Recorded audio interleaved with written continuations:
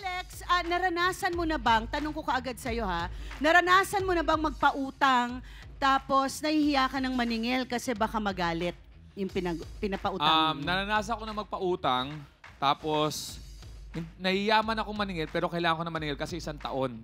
Tapos nagalit pa sa akin. As usual, yung laging kinakainisan ni Dr. Love, yung sila pagalit. Totoo. Diba? Kasi parang nasanay na tayo dito, no? Oo, dito na yung mga guests natin, hindi ko kinakaya. Talagang galit na galit, ha? Ikaw, Mama Carla, madalas ka mautangan, no?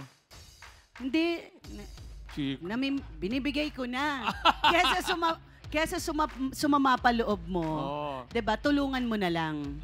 Alam mo, naniniwala ako na pagka tinulungan mo yung isang tao, kahit di kayo magkita ng matagal, sa isang araw, makasalubong niya yung anak mong may problema, baka sa anak tumulong siya. Ano po ang problema niyo kay Pinky? Nangutang po sa akin ng halagang 1.5 ng isda.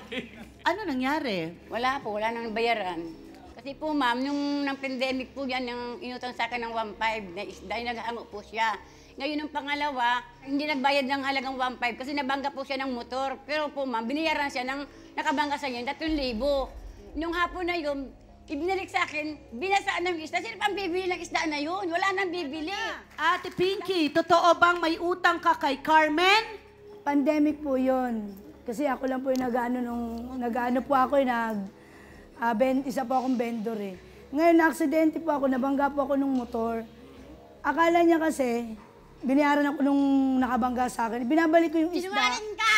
Hindi, binabalik yung isda sa'yo. Ayaw mo, tsaka may benta ko. Sino mo isda na yung binasaan na? Ay, di ba binabalik ko nga sa'yo yun? Anong tama sa'yo nun? Marami pa akong gas-gas. Hindi ka binigyan ng pera? Kasi sabi naman nung matanda. Hindi ka binigyan ng pera? Hindi. Sabi ko nung matanda, wala daw siyang pera. Sabi niya wala nga siyang pera. Anong klaseng sasakyan? Bakit Pera hindi na ba yun. nangyari yun? Ayan. Dito ka na Pera lang. na yan, pera na yan. Akala niyo po sasabihin niya ba nasubas ako? Sinabi niya po, malandi ako. Bakit? Ano po bang nilandi kung below the belt na sinasabi niya? Hindi po Pinakain kita. Lagi mo. Lagi mo.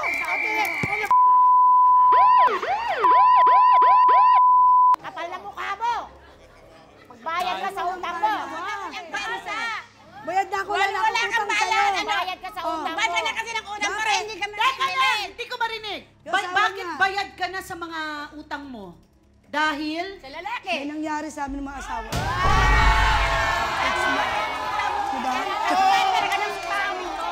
Ate Pinky, sinasabi mo na quits ka na sa utang kay Ate Glenda at kay Ate Carmen dahil bayad ka na sa utang dahil may nangyari sa'yo at ng mga asawa nila?